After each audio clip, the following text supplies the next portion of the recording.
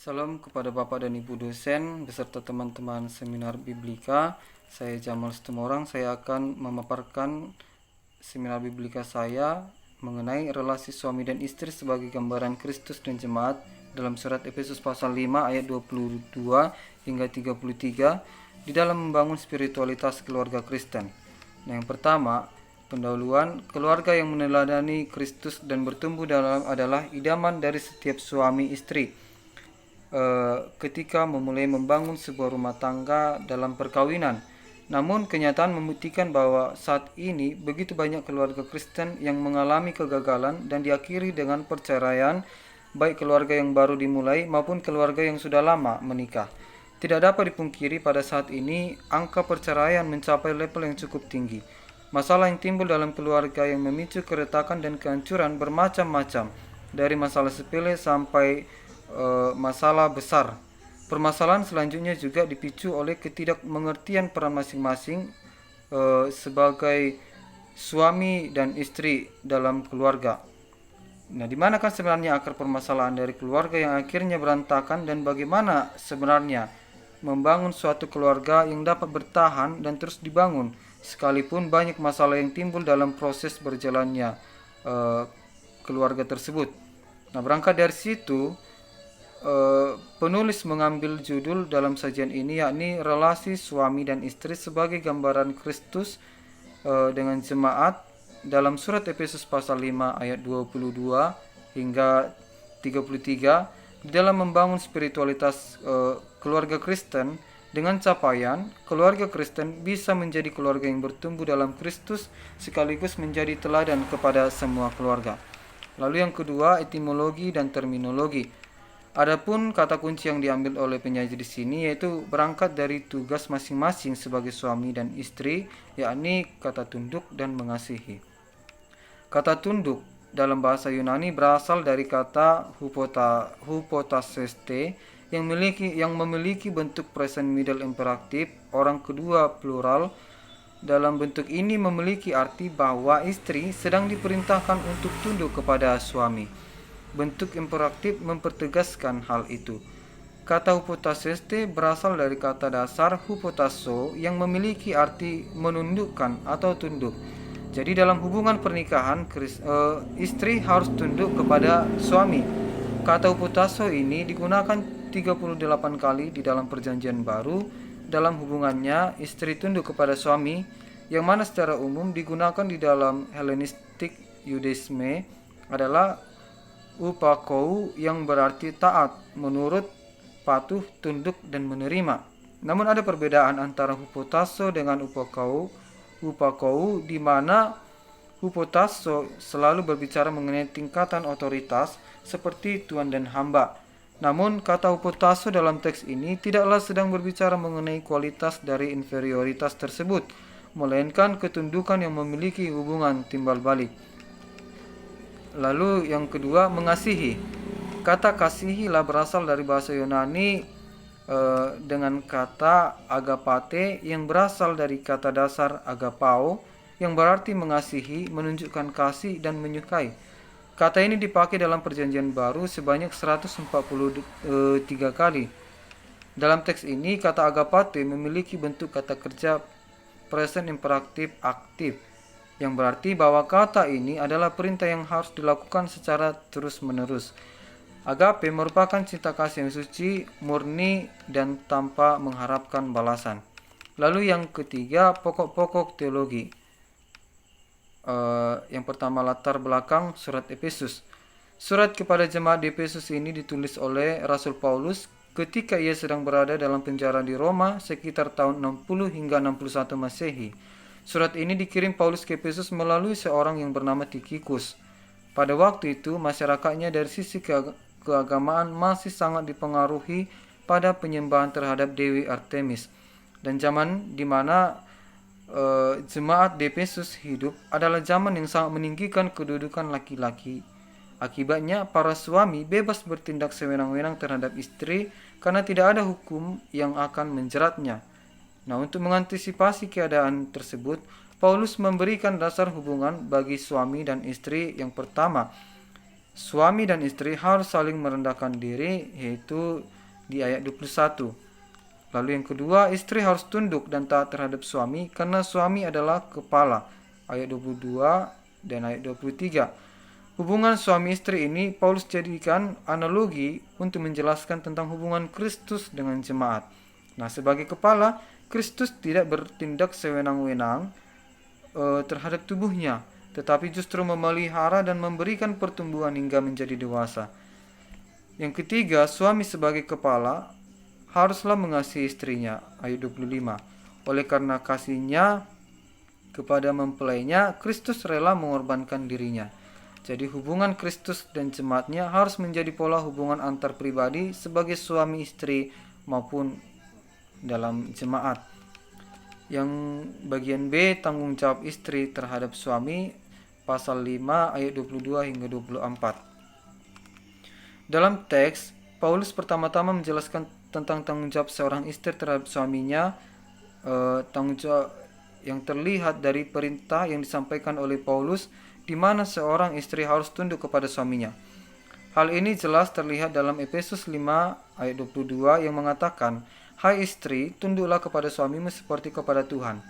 Gagasan yang ingin disampaikan Paulus di ayat ini adalah seorang istri harus menghormati dan tunduk kepada suaminya seperti kepada Tuhan.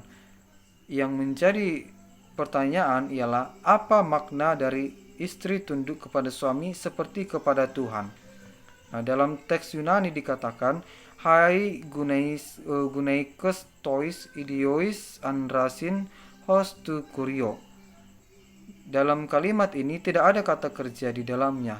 Kemungkinan besar ide kata tunduk berasal dari ayat 21 yang berkata, "Dan rendahkanlah dirimu seorang kepada yang lain di dalam takut akan Kristus."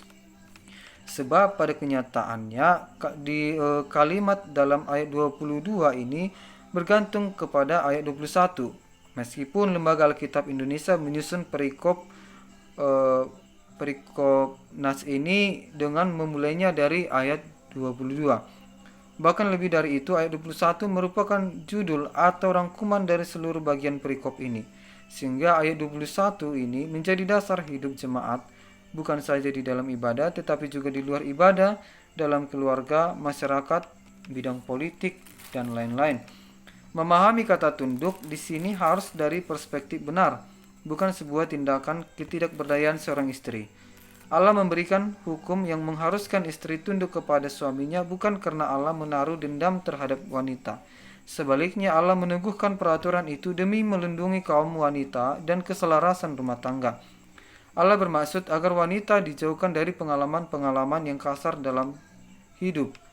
Namun dalam penerapan hidup sehari-hari, pernyataan Paulus bahwa istri harus tunduk kepada suaminya bisa menimbulkan berbagai respon atau tanggapan jika tidak dipahami dengan baik. Sebagaimana dijelaskan oleh Larry Christensen, yaitu gambaran tentang tunduk atau takluk kepada suami itu pasti menimbulkan perasaan-perasaan negatif dalam diri para wanita. Nah, mereka berpikir bahwa istilah itu bertalian dengan pengertian seperti keset yang diinjak-injak orang seenaknya, tak berdaya dan tak penting artinya. Oleh sebab itu perlu pemahaman yang baik tentang pernyataan Paulus ini, karena yang dimaksud Paulus sangat berbeda dengan tanggapan yang dikatakan oleh Larry. Peraturan atau tanggung jawab agar istri tunduk kepada suaminya memiliki makna bahwa dengan rendah hati dan penuh pengertian mematuhi suatu kuasa atau seseorang yang berwenang yang ditetapkan Allah. Nah, dalam konteks keluarga, kuasa atau wewenang itu ada di dalam suami. Apalagi ditambah dengan teladan yang diberikan oleh Paulus, di mana gereja yang tunduk kepada pemerintahan Kristus. Nah, di sisi lain, sikap tunduk ini bukan suatu perbudakan dalam keluarga Kristen, namun suatu tindakan yang mengangkat taraf istri di atas taraf budak rumah tangga. Kepatuhan istri merupakan ketundukan yang mengakui bahwa pimpinan suami itu adil, lembut, dan bijaksana. Ketaatan itu penuh kasih dan tentunya ada batas-batasannya. Sebab ketaatan istri kepada suaminya tidak menggantikan kesetiaannya kepada Tuhan. Ketaatan istri kepada suami tidak terpaksa atau dibuat-buat, tetapi dengan wajar timbul dari rasa kasih sayangnya kepada suaminya, ketergantungannya kepada suaminya, dan pengakuannya kepada suaminya patut menjadi pemimpin. Paulus mengatakan bahwa ada batasan dari sikap tunduk itu, yakni tunduk seperti kepada Tuhan. Ini mengindikasikan bahwa istri harus tunduk kepada suaminya sejauh sikap dan tindakan suaminya tidak bertentangan dengan ketetapan-ketetapan Allah. Alasan istri tunduk kepada suami terlihat dalam ayat 23. Karena suami adalah kepala istri, sama seperti Kristus adalah kepala jemaat, dialah yang menyelamatkan tubuh. Kemudian, dalam ayat 24 menjelaskan bahwa karena itu sebagaimana jemaat tunduk kepada Kristus, demikian jugalah istri kepada suami dalam segala sesuatu. Ini merupakan sebuah penggambaran atau analogi hubungan antara istri dengan suaminya dan hubungan jemaat dengan Kristus. Apabila istri Kristen menyerahkan dirinya kepada Kristus dan membiarkan ia menjadi Tuhan dalam kehidupannya, ia tidak akan mengalami kesulitan dalam hal tunduk kepada suaminya, karena suaminya juga tunduk kepada Kristus sebagai kepala. Bila suami dan istri hidup di bawah ketuhanan Kristus, maka yang ada adalah keharmonisan, bukan kepemimpinan yang diktator. Seorang istri harus menaati suami seolah-olah Tuhanlah yang ia taati. Karena dalam kebenaran memang harus demikian. Itu berarti ketaatan yang penuh kasih sayang yang datang dari hati mengasihi dan hati yang menaati. Menaati suami seharusnya menjadi bagian dari iman seorang istri Kristen. Ia tunduk kepada suaminya sama seperti ia tunduk kepada Tuhan. Selanjutnya, jika dibandingkan dengan Kejadian 2 ayat 18 hingga 20 yang mengajarkan bahwa wanita diciptakan agar menjadi penolong yang sepadan bagi suaminya. Hal ini juga berarti bahwa istri menjadi pemenuhan kehidupan suami dengan Efesus 5 ayat 22 hingga 24 yang menjelaskan bahwa istri menjadi subjek sekaligus menundukkan diri kepada suaminya. Pertanyaan yang muncul adalah bagaimana kedua konsep ini dapat berpadu? Bagaimana mungkin seorang istri menjadi penolong yang sepadan suami bagi suami dan juga menundukkan diri kepadanya? Nah, untuk memahami konsep tersebut, maka hal-hal berikut ini harus dipahami dengan baik, yaitu tunduknya seorang istri kepada suami dilandasi oleh kebebasan dan kasih yang utuh, bukan karena cemas dan takut.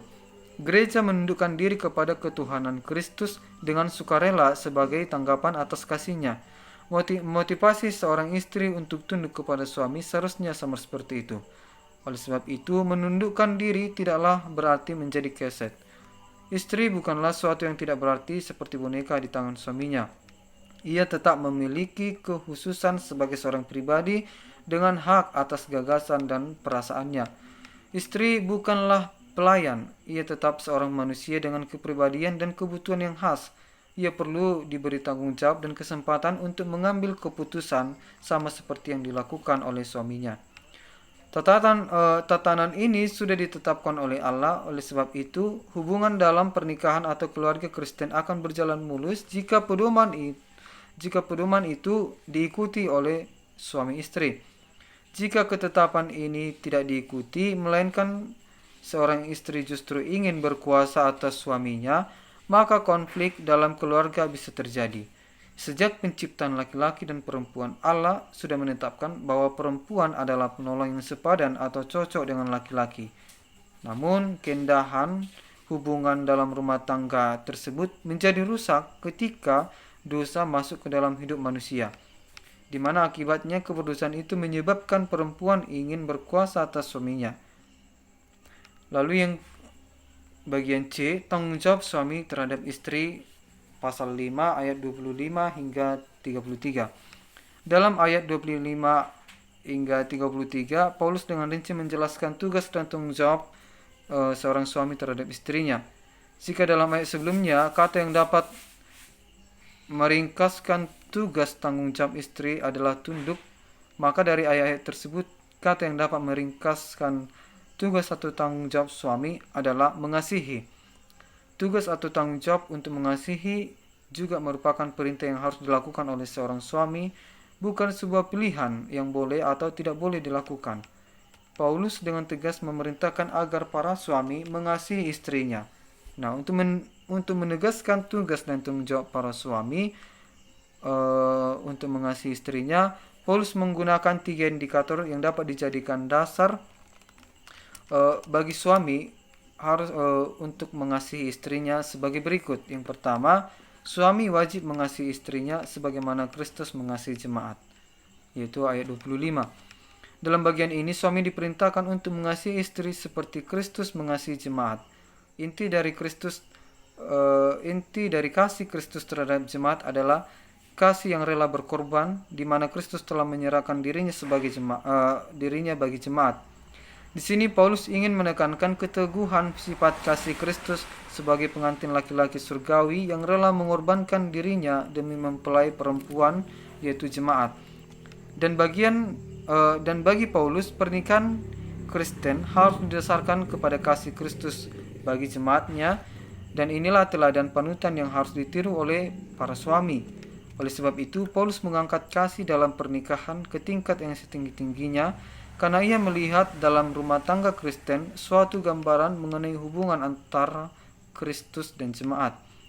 Di dalam bagian ini, Paulus menggunakan 5 kata kerja yang urutannya mengacu kepada tingkat-tingkat komitmen Kristus kepada mempelainya, yaitu jemaat.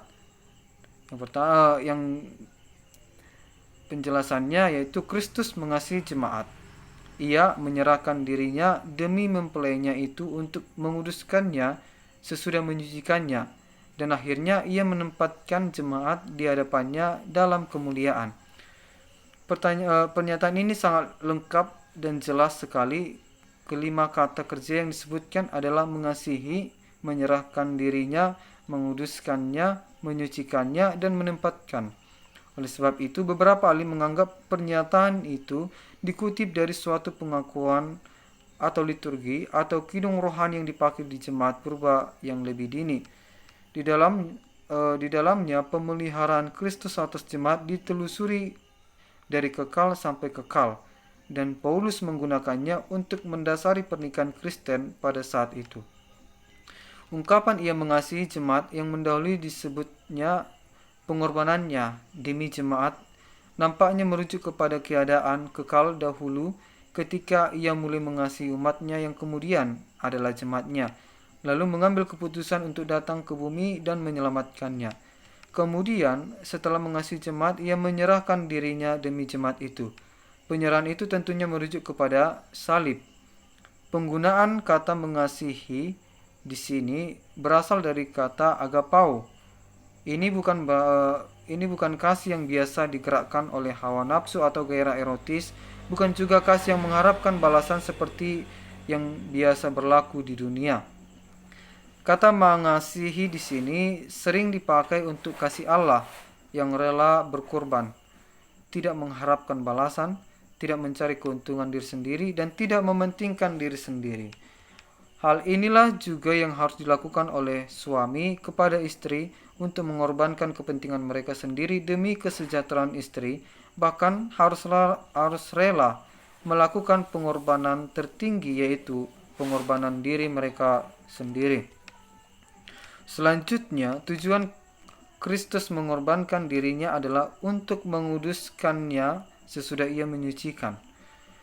Banyak pandangan para ahli tentang maksud dari tujuan pengorbanan diri Kristus bagi jemaat dalam bagian ini. Kata kerja yang dipakai Paulus di sini memberi kesan bahwa jemaat disucikan sebelum dikuduskan atau dikhususkan.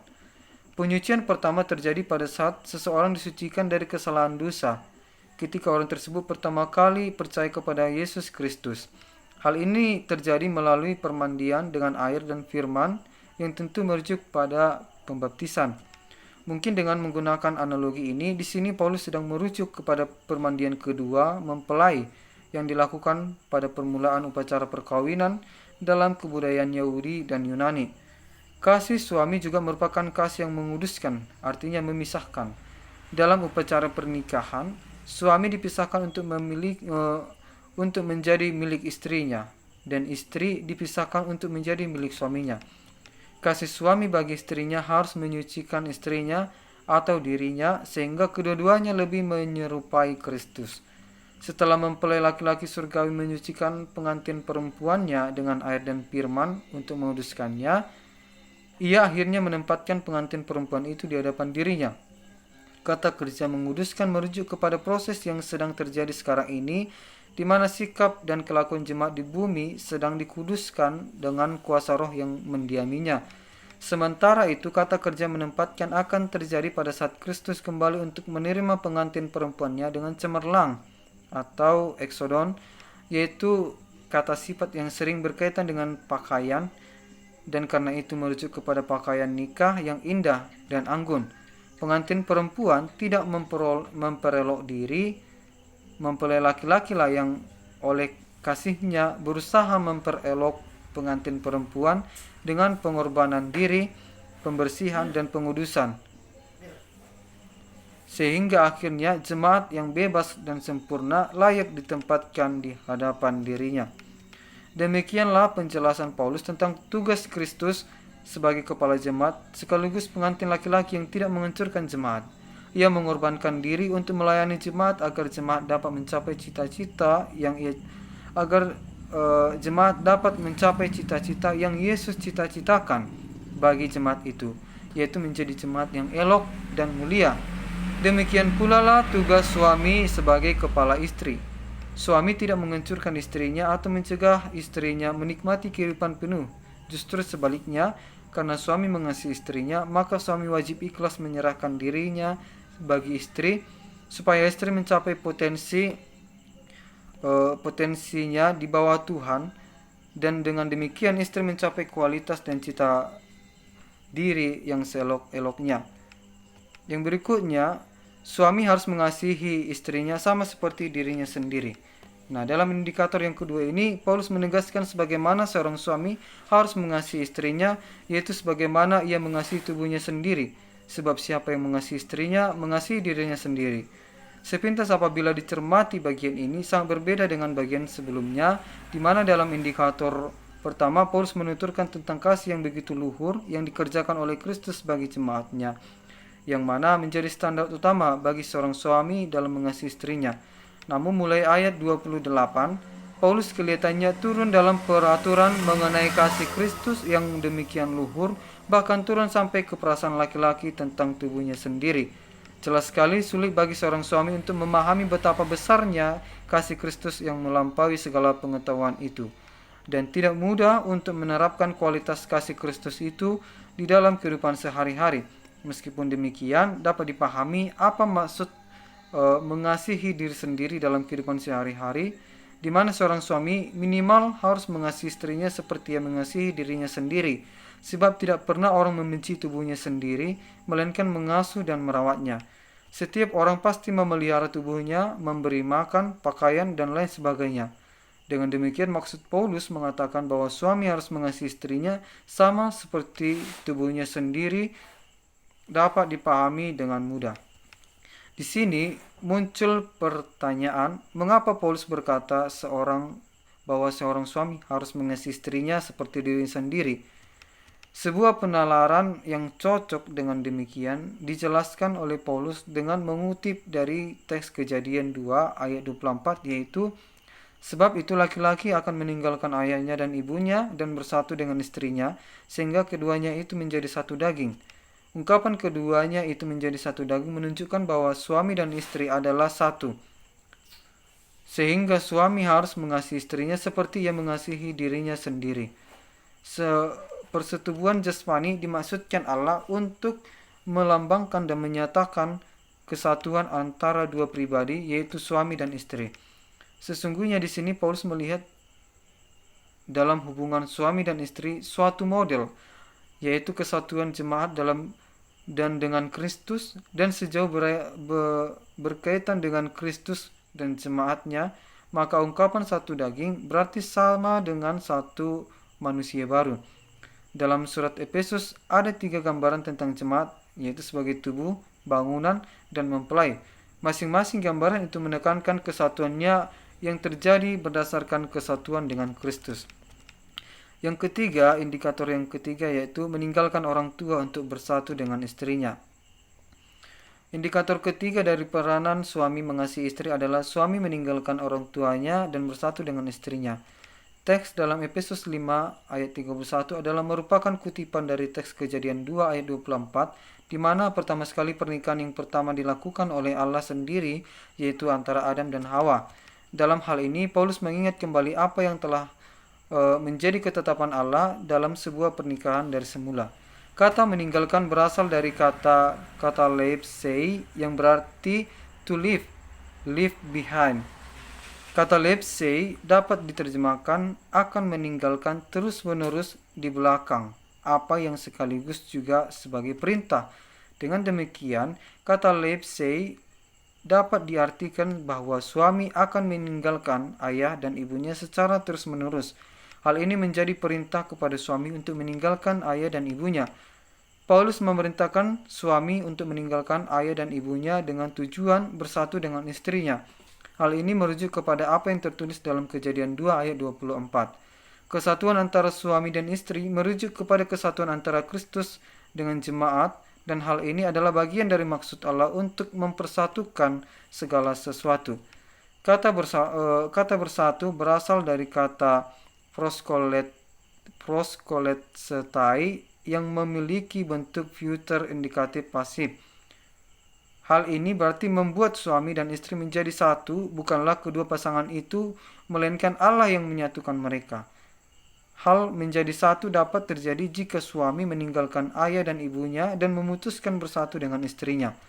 Kata proskolesetai berasal dari kata dasar proskolau yang berarti hubungan yang lebih intim, menjadi setia dan menjadi satu. Allah merancang pernikahan untuk kesatuan dan ikatan yang erat. Oleh karena itulah Allah memerintahkan supaya seorang laki-laki meninggalkan ayah dan ibunya dan bersatu dengan istrinya. Artinya Allah mau kesatuan antara suami dan istri tidak diganggu oleh pihak ketiga, baik itu oleh orang tua. Itulah sebabnya suami tidak lagi menjadikan orang tua sebagai tempat berbagi, bercerita, tetapi istri menjadi tempat yang lebih utama bagi suami.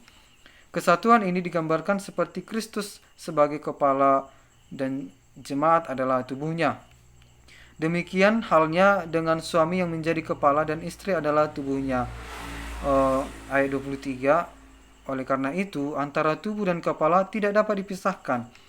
Itulah sebabnya suami sebagai kepala harus menyatu dengan istrinya sebagai tubuh. Tidak ada yang lain yang dapat memisahkan suami dan istri, termasuk orang tua. Suami harus menjadi intim dengan istrinya dan bersatu dengan istrinya. Dalam arti lain, istri menjadi fokus suami dalam membina hubungan. Berdasarkan pemaparan di atas, meninggalkan orang tua dan bersatu dengan istrinya adalah menjadi lebih intim dengan istri, menjadi setia kepada istri, memiliki satu tujuan bersama istri, dan memiliki kesehatian di dalam kehidupan pernikahan. Bagian D, hubungan dengan perjanjian lama. Dalam kitab Kejadian 2 ayat 18-25 diberitahukan bahwa lembaga pertama yang didirikan Tuhan Allah di bumi adalah keluarga. Tuhan menciptakan manusia pertama berpasangan, pria dan wanita.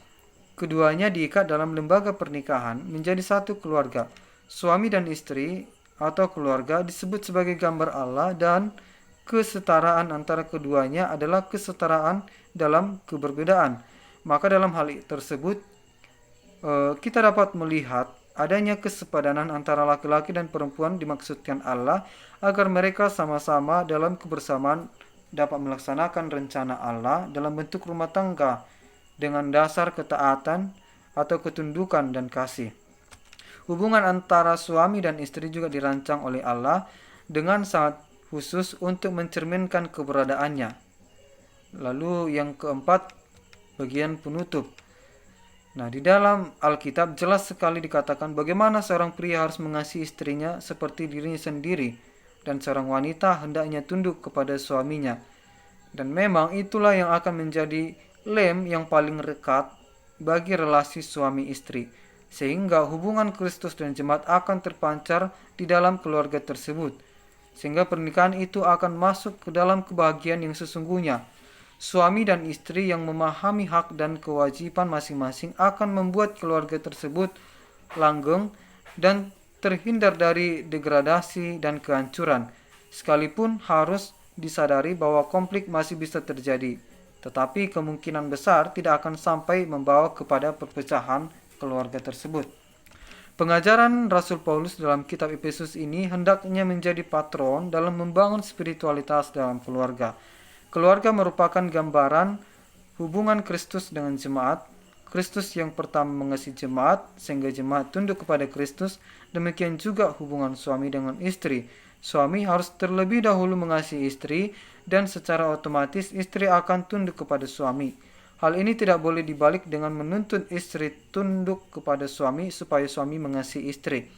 Seharusnya kasih akan menimbulkan ketundukan. Tujuan Kristus mengasihi jemaat supaya jemaat menjadi cemerlang dan tidak bercacat. Demikian juga suami ketika mengasihi istri supaya istri cemerlang dan tidak bercacat. Sesungguhnya inilah yang menjadi dasar dari pembangunan relasi antara suami dan istri.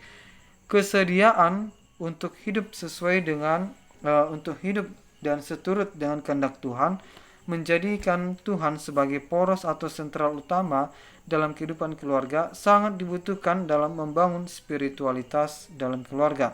Spiritualitas keluarga akan bertumbuh bila pelaksanaan fungsi dan peran keluarga sesuai dengan apa yang diperintahkan oleh Tuhan. Demikian hasil sajian seminar biblika saya. Terima kasih kepada Bapak dan Ibu dosen dan kepada teman seminar biblika kelas B. Shalom.